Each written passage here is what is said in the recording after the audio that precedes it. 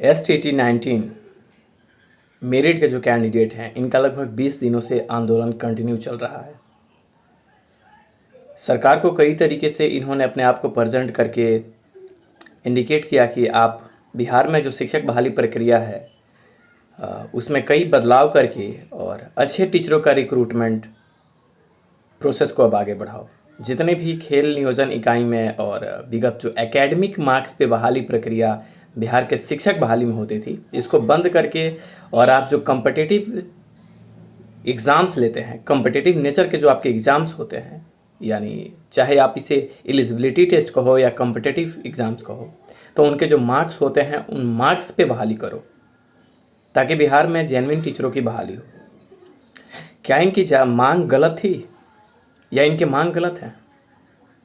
अगर इनके मांग गलत थे तो सरकार को आके बोलना चाहिए ना।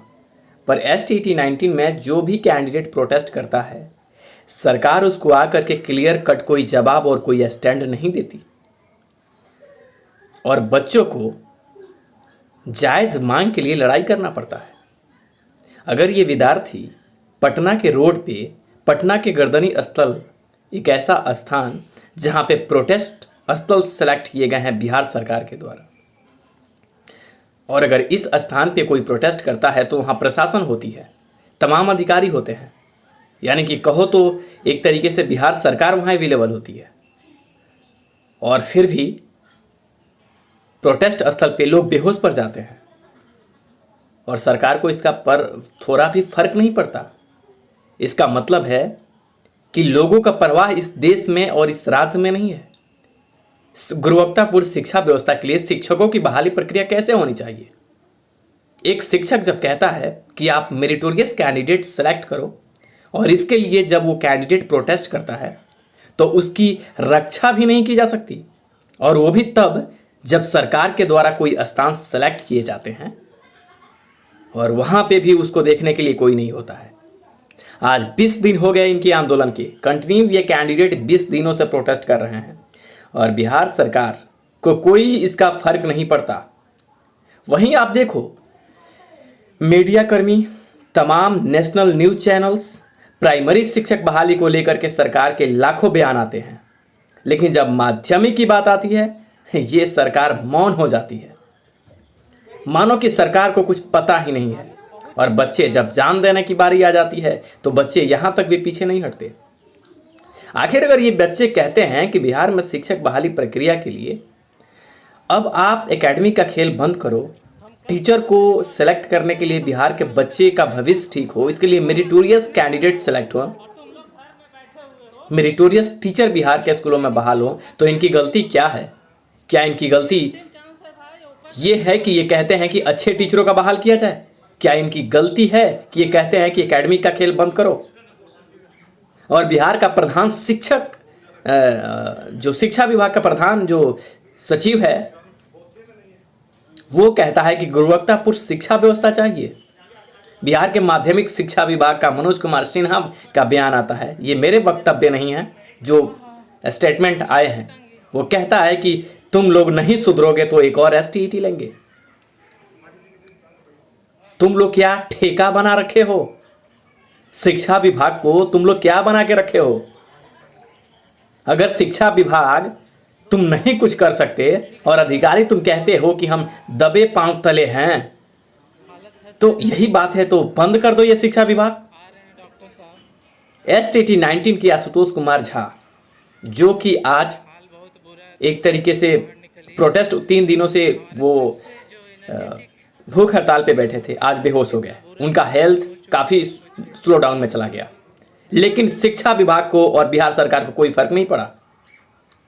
क्या ठेकेदारी का जो व्यवस्था है, निजीकरण का व्यवस्था है, इसमें बिहार का शिक्षा व्यवस्था लगातार चौपट होते जा रहा है और किसी को फर्क नहीं पड़ता। और बड़े बड़े नेशनल लेवल के चैनल्स, जी न्यूज़ का एक रिपोर्टर चाटुकार है जो आकर के कहता है कि सरकार ने सारे स्टैंड को क्लियर कर दिया है। क्या यह स्टैंड सरकार ने क्लियर किया है या तुमने कर दिया है, जो किसी तरीके से अपने नेशनल न्यूज़ चैनल्स पे कुछ भी दिखा देते हो? क्या तुमको मेरिट का परिभाषा नहीं पता है? क्या शिक्षा विभाग को कुछ भी नहीं पता है? तो फिर इसको ठेका बना के छोड़ दें? फिर शिक्षा विभाग की क्या जरूरत है? अगर बिहार के लोग ये कहते हैं कि हमें मेरिटोरियस स्टूडेंट और मेरिटोरियस टीचर चाहिए तभी हम मेरिटोरियस स्टूडेंट बना सकते हैं, सोनू जैसा प्रॉब्लम फिर क्रिएट नहीं होगा, तो इसमें क्या गलती है? और लड़के 20 दिन प्रोटेस्ट करते हैं और कहते हैं कि माध्यमिक शिक्षा व्यवस्था को सही तरीके से आगे बढ़ाओ, तो इनकी क्या गलती है? या फिर ठेकेदारी व्यवस्था चलाना है, पूरा देश को ठेका में बेच देना है तुम लोगों को, और शिक्षा को भी बेच ही देना है, तो फिर खुल्लम खुल्ला बेचो। और कहते हो निजीकरण के तौर पे कि हम बड़े बड़े कंपनी को एजुकेशन देने जा रहे हैं, स्कूल का ठेकेदारी उनको देने जा रहे हो। हमारे देश में ऐसे सारे लोग हैं ना जो तुम पॉलिटिशियन को भी अब ठेका दे देना चाहिए, और तुम्हारे जितने टीए डीए एचआरए जो भी तुम्हारे बनते हैं ना, है ना, होम अलायंस, तुम्हारे ट्रेवल अलायंस, जितने सारे बनते हैं तुम्हारे, ऐसे लोग हैं जो उनको नहीं चाहिए, और देश की शासन व्यवस्था वो अच्छे से चला सकते हैं और वेल एजुकेटेड होंगे वो। तो क्या पॉलिटिक्स को भी तुम लोगों को हटा देनी चाहिए वहां से? अगर सरकार नहीं सुधर रही है तो जनता सुधरो। और स्टूडेंट, तमाम स्टूडेंट, मैं तुमसे कहना चाहता हूं कि यहां एक आदमी का प्रॉब्लम नहीं है, तुम्हारा राइट है और तुम्हारा हक है, और इसे मांगने के लिए अगर तुम पीछा हट जाते हो तो फिर किसी और के कंधे पे बंदूक रख के ये मत सोचो। यहां चाटुकार का भारत बन चुका है, अब ये देश चाटुकारों का है। अब इस देश की आलम इतनी बुरी हो चुकी है कि आप जायज मांग के लिए कदम मत बढ़ाओ, मौन रहो, क्योंकि गुलामी के जंजीर में अंग्रेज तुम्हें नहीं किए थे, असल गुलाम अब तुम बनने जा रहे हो। तुम्हारे स्कूल में विद्यांजलि योजना आ रही है ना, जिससे प्राइवेट इंस्टीट्यूट और प्राइवेट कंपनी को तुम्हारे स्कूल में लाया जाएगा ताकि फ्री में पढ़ाया जाए, जेन्युइन टीचर न सेलेक्ट हो। ठेकेदारी की व्यवस्था में पूरा हमारा डिफेंस सिस्टम आ गया ना, और ठेकेदारी की व्यवस्था में सरकार फिर तुम्हारे शिक्षक बहाली प्रक्रिया को आगे बढ़ाने के लिए एक कदम उठा रही है। और अगर तुम अपने हक के लिए आगे नहीं बढ़ते हो तो फिर मरो। और मैं कहता हूं कि कोई एक क्यों मरेगा? हालत बहुत गंभीर है, इसको समझो और अपने राइट के लिए निकलो।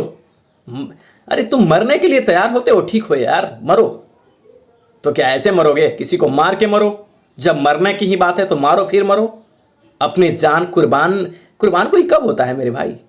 कुर्बानी देने से पहले बहुत कुछ होता है। अपने आप को कुर्बान करना चाहते हो तो दिखा दो कि हम कुर्बान क्यों हो रहे हैं। अगर वही आलम बिगड़ेगा और तुम्हारे जायज मांग को कोई इस तरीके से दरकिनार करेगा, ये घटिया शिक्षा मंत्री जिसको आज तक क्या कहूं, ऐसे ऐसे मंत्री, इन सब ठेकेदार लोगों को बंद करना पड़ेगा ना।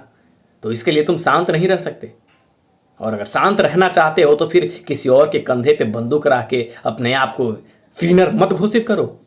तुम लूजर हो, और लूजर बन के रहना चाहते हो तो बनो। तुम तो आवाज उठा नहीं सकते, कोई उठाएगा तो सपोर्ट नहीं कर सकते। घर में बैठे बैठे बड़ा बड़ा लेक्चर दोगे तुम लोग किसी को भी कुछ भी बोल दोगे।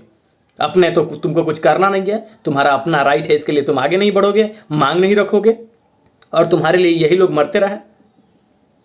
सुधरो, तुम्हारी हक जो है वो छीनी जा रही है, और अपने हक को छीनने मत दो। जो चीज़ तुम्हारे हाथ में आ चुका है उसे जाने मत दो।